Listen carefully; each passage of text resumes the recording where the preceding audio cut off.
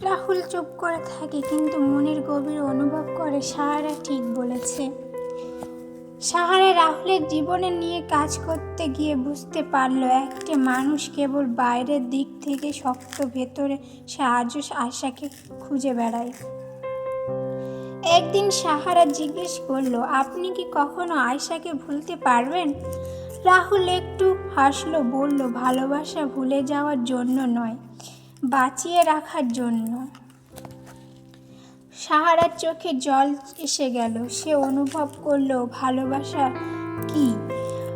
ডকুমেন্টের কাজ শেষ হয়। রাহুল চায় না মিডিয়ার সামনে আসতে, কিন্তু সাহারা তাকে বোঝায়, এই হাসপাতাল শুধু আয়শার স্বপ্ন নয়, এটা ভবিষ্যতের জন্য আয়শার আলো। মানুষ জানতে দিন যেতে আরও অনেকে অনুপ্রাণিত হয়। ডকুমেন্টারি প্রকাশ হওয়ার পর তা ভাইরাল হয়ে যায়। রাহুল ভালোবাসার গল্প, তার প্রতিজ্ঞা, তার কাজ, হাজার হাজার মানুষ অনুপ্রাণিত হয়। এক সন্ধ্যায় রাহুল হাসপাতালের ছাদে দাঁড়িয়ে আকাশের তারা দেখছিল। সাহারা পাশে এসে দাঁড়ায়। কি দেখছেন? রাহুল, খুঁজছি।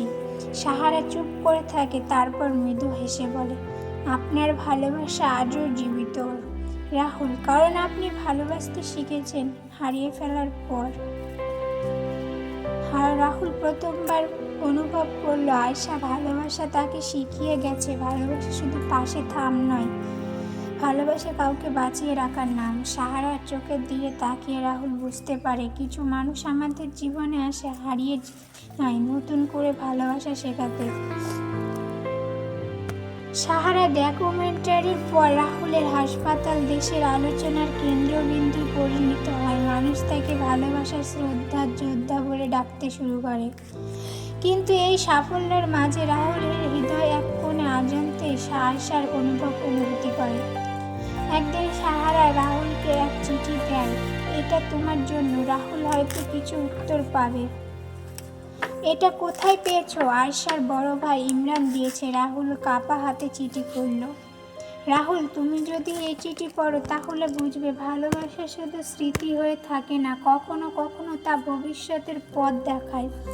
তুমি জানো, আমি সবসময় চাইতাম তুমি আমার স্বপ্নগুলোকে বাঁচিয়ে রাখো, কিন্তু একটা কথা বলার সাহস হয়নি।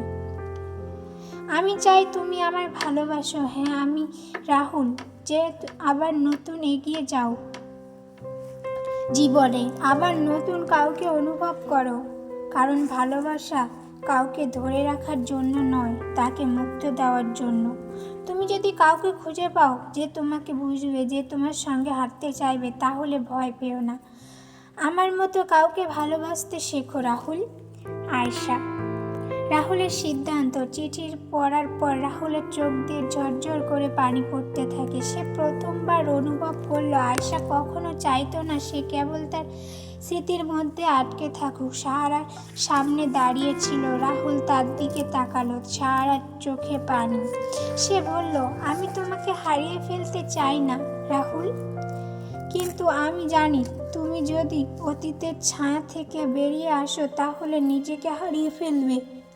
রাহুল দীর্ঘশ্বাস ফেলল, তারপর ধীরে ধীরে বলল, আমি জানি আয়শা, চাই তো আমি ভালোবাসি, কিন্তু পালিয়ে যাই না। সাহারা কিছু বলল না। রাহুল প্রথমবার অনুভব করল তার হৃদয় যেন নতুন করে স্পন্দিত হচ্ছিল। ভালোবাসা একবার আসে, পরপর হারিয়ে যায় না, শুধু রূপ বদলায়। রাহুল হাসপাতালে দাঁড়িয়ে ছাদের আকাশে তারা দেখছে।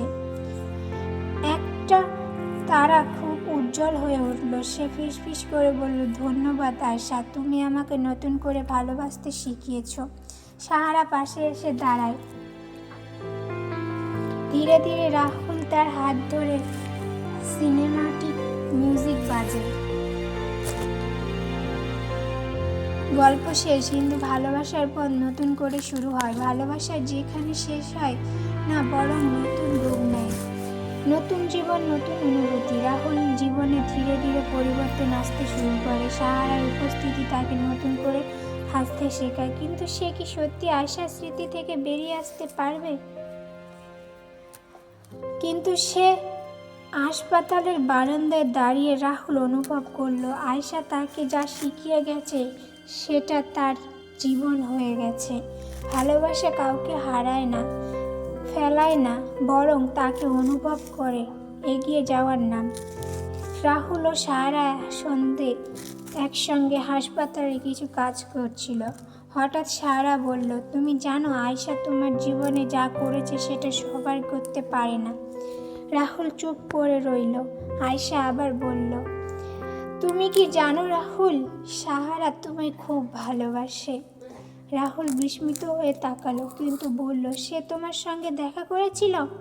সাহারা মাথা নাড়ল, বলল, হ্যাঁ, সে জানতো তার সময় কম, তবে সে চাইতো কেউ একজন তোমাকে একা থাকতে না দেয়। রাহুল চোখ ছলছল করে উঠল। সাহারা ধীরে ধীরে বলল, সে আমার হাতে একটা চিঠি দিয়েছিল, কিন্তু বলেছিল আমি যেন সেটা তোমাকে ঠিক সময়ে দেই। আমি মনে করি এখন সেই সময় এসেছে।